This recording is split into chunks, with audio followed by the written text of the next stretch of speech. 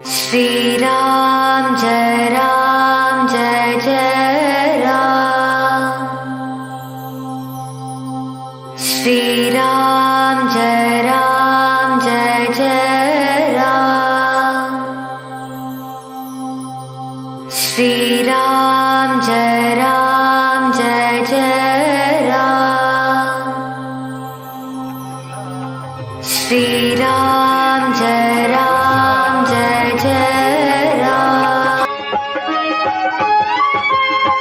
सत सुध रही सतसंगति पाई, पारस परस कुधात सुहाई। विधि बस सुजन कुसंगत परही, फनि मनि समनि जगुन अनुसरही।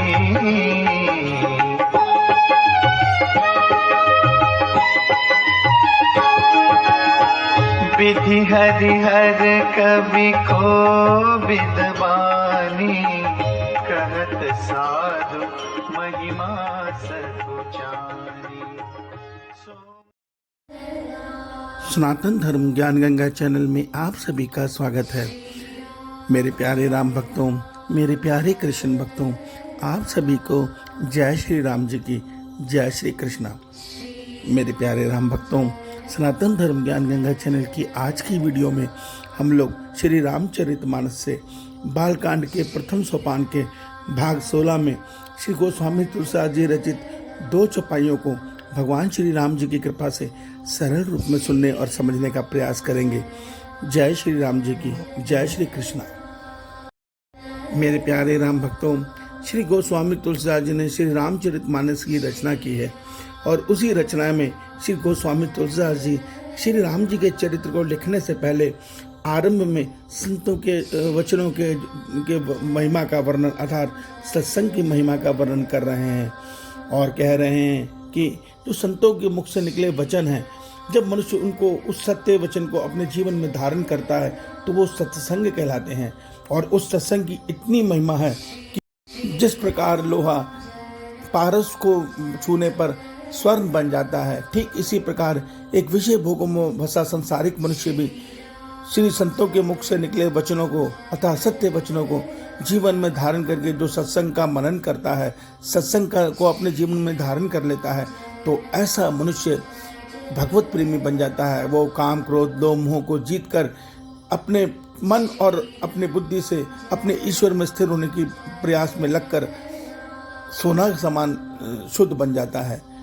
भगवान तुलसीदास जी कहते हैं कि जिस प्रकार मणि सांप के अंदर रहती है मगर उसके जहर के प्रभाव से मुक्त रहती है, ठीक इसी प्रकार ऐसे सत्संग के प्रभाव से शुद्ध हुए मनुष्य, पवित्र बुद्धि वाले मनुष्य दुष्टों के संग पाकर भी दुष्टों को ही बदल डालते हैं अर्थात उनको भी भगवत प्रेमी बना लेते हैं, मगर उन दुष्टों का ऐसे मनुष्य पे कोई प्रभाव नहीं पड़ता। क्योंकि आप देखिए, मणि भी सांप के अंदर रहकर जहर को ग्रहण नहीं करती बल्कि अपने प्रकाश से चमकती रहती है। इससे अगले चौपाई में श्री गोस्वामी तुलसीदास जी लिखते हैं कि संतों की महिमा इतनी महान है कि स्वयं ब्रह्मा विष्णु महेश भी उनकी महिमा का वर्णन करने में सकुचाते हैं। और मैं इसको कैसे लिख पाऊंगा? ये तो उसी प्रकार हुआ जिस प्रकार एक सब्जी और तरकारी बेचने वाला हीरों के और मणियों के गुणों का वर्णन करे। तो गोस्वामी तुलसीदास जी का कहने का अर्थ यह है कि एक संसारिक मनुष्य या मुझ जैसा छोटी बुद्धि का मनुष्य वो अपने आप को तुच्छ बुद्धि का बताते हुए कह रहे हैं कि मैं संतों की महिमा की वर्णन करने में सक्षम नहीं हूँ। तो मेरे प्यारे राम भक्तों, एक सत्य को समझिए, ईश्वर सृष्टि आरंभ से हमारे हृदय में बैठे हैं, मगर एक सत्य समझिए, क्या हमारा कल्याण हुआ? नहीं हुआ, क्योंकि हम इस संसार के विषय भोगों में फंसे जन्म मरण चक्र में भटक रहे हैं और विषय भोगों को ही सत्य मानकर जन्म जन्मांतर से नाना प्रकार की योनियों में नाना प्रकार के शरीर पाके नाना प्रकार के दुख भोग रहे हैं।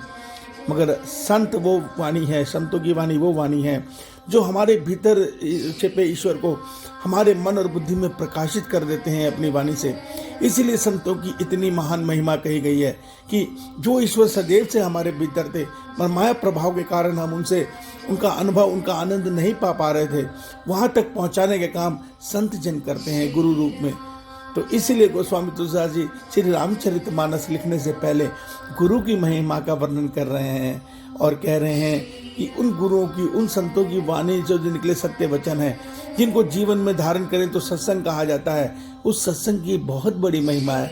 अगर उस सत्संग को हम अपने जीवन में धारण करके ईश्वर का स्मरण करते हैं तो हमारे हृदय में वास करने वाले ईश्वर हमारे सम्मुख प्रकट हो जाते हैं। अर्थात जब भी हम आँख मीच के उनकी तरफ देखते हैं तो हमारे मस्तक पटल पे उनकी छवि अपने आप आ जाती है और हमारा हृदय आनंद से पुलकित हो उठता है, हमारे प्रेम अश्रु बहने लगते हैं। वो आनंद की वो अवस्था होती है जिसको बताना या जिसको समझना वचनों के द्वारा संभव नहीं है। ये वो अनुभूति है जिसको जब मनुष्य भोग लेता है या अपनी उस आनंद को अपने हृदय में पा लेता है तो कहता है बस प्रभु इसी अवस्था में रखो, मुझे और कुछ नहीं चाहिए, यही आनंद चाहिए, बस मिल गया जो मुझे मिलना था। यही बात केवट ने भी कही, यही बात मीरा माँ ने भी कही, यही बात नानक देव जी ने भी कही। इस सत्य को समझिए। ईश्वर श्री राम जी आप सबका कल्याण करें, आपका दिन शुभ हो। जय श्री राम जी की जय श्री कृष्णा।